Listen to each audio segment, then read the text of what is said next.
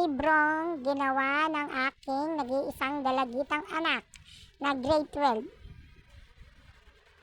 Diba? Grade 12 pa lang siya, pero nakakabuo na siya ng libro. Diba? Ang tiyaga niya. Ilang ano to siya? Ilang ano mo to ginawa? May 1 month ba to? Cheryl? Shay! 1 month sakto? 1 month niya to pinagpuyatan. O diba? Pag may time siya, kasi maghapon siya sa school mula umaga hanggang gabi na Pag uwi niya, sinisingit niya to sa time niya. Assignment pa, diba? Program pa. Ganyan katsaga siya. Pinagpupuyatan niya lahat ng pag-aaral niya talaga. Diba? Kalahin man tsaga-tsaga niya sa ganito. Ganito paggawa ng libro. Ang hirap kaya niya para sa akin. Diba? Kanya-kanyang tsaga talaga Paggawa ng kanya-kanyang talent ang mga anak natin.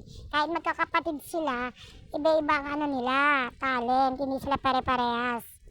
Diba? Meron matyaga sa ganito, meron matyaga sa ibang bagay, diba? Maging proud tayo sa anak natin. Diba? Sinishare ko lang sa inyo. Diba?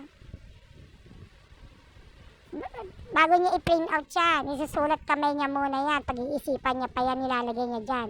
Hindi basta-basta makasulat lang. Diba?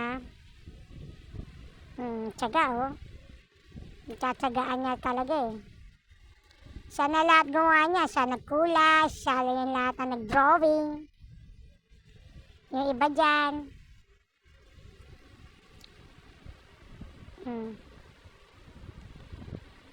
Matyaga siya sa mga ganyan. Kahit mag-ina kami, kasi ako hindi naman ako matyaga sa ganyan Matyaga lang ako sa mga damit, sapatos, bag na nilalagyan ng design. Pero to siya sa libro matyaga. Galing makapal yung libro na yan. Hindi yan manipis. Diba? For today's video for vlog. Binalag talaga yung gawa ng anak Siyempre, proud ako pag ganyan ang katyaga ang mga anak ko sa pag-aaral. Diba? Kaya hindi hadlang ang kahirapan ng buhay.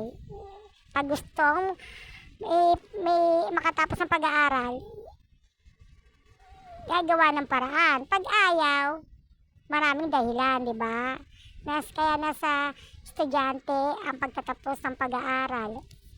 Nasa bata yun, diba? Tiyaga niya, Diba? Sobrang tiyaga.